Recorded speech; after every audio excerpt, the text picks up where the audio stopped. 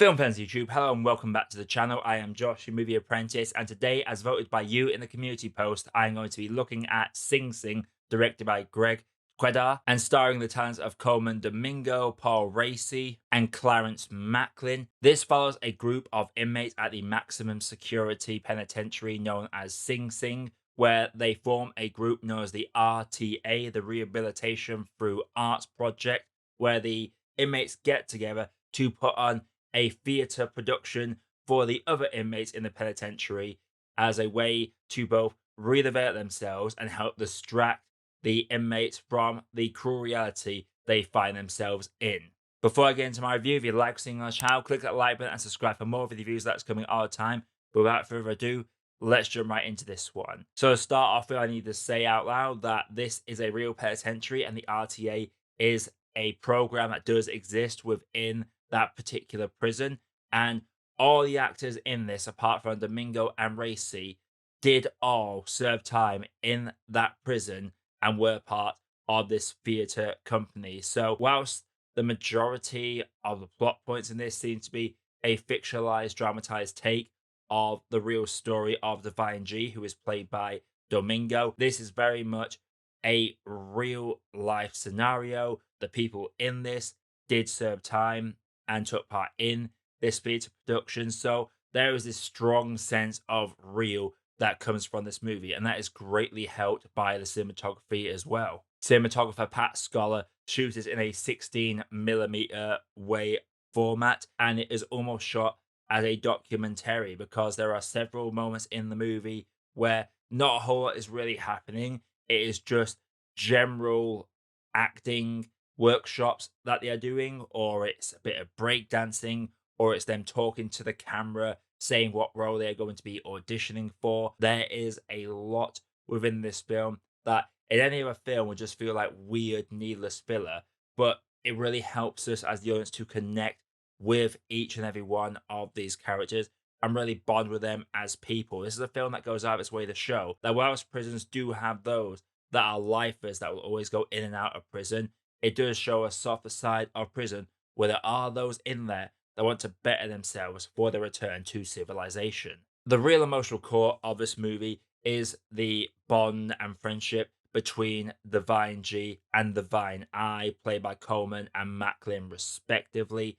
They form this bond as almost a mentor and a mentoree. Divine G, he is very much just coming into the program. He has them walls up that you have in prison, trying to look like the tough guy. This is a film all about letting them walls down and showing a sense of vulnerability. This is very much a film that relishes on that theme of masculinity and letting them walls down and making yourself vulnerable to other men around you, just having these deep conversations. Like, this film starts out as just a fun little theatre production movie that happens to feature inmates, but within 20 minutes, as soon as the real conversation starts, as soon as they start having those one-to-one conversations about the situation they're in, how the RTA is a nice distraction for them, and how much this company means to each and every member that takes part in this, when they're just talking about stuff from outside the penitentiary, from their past life,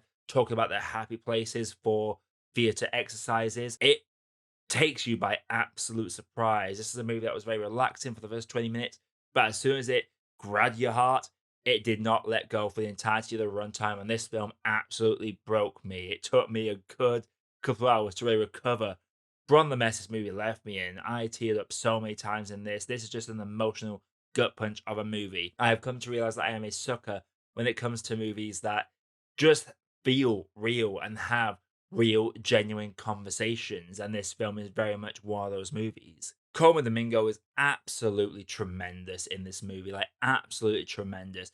I would happily sit and listen to that man speak all day long. If he wants to read me a bedtime story, give me a lecture, be a therapist, give a motivational speech, I will hang on to every word that man says because he carries such an unquestionable, commanding charisma that says, I am going to draw you into this movie and you are going to feel something. That is how powerful the performance is.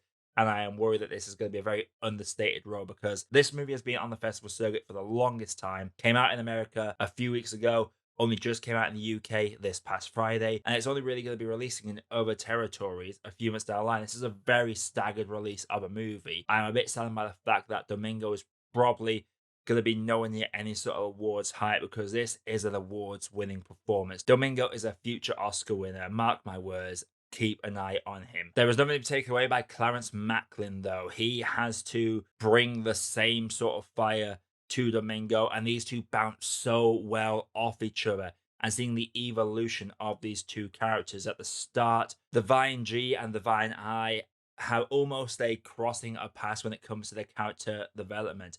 In the early stage of the movie, the Vine I is almost a spanner being thrown in this zen, peaceful work of the theatre company that helps distract his inmates from their reality. He still has them walls up, he still has their mannerisms, he still gets nervous if someone's walking up behind them, and the Vine G is trying to pull him out of that.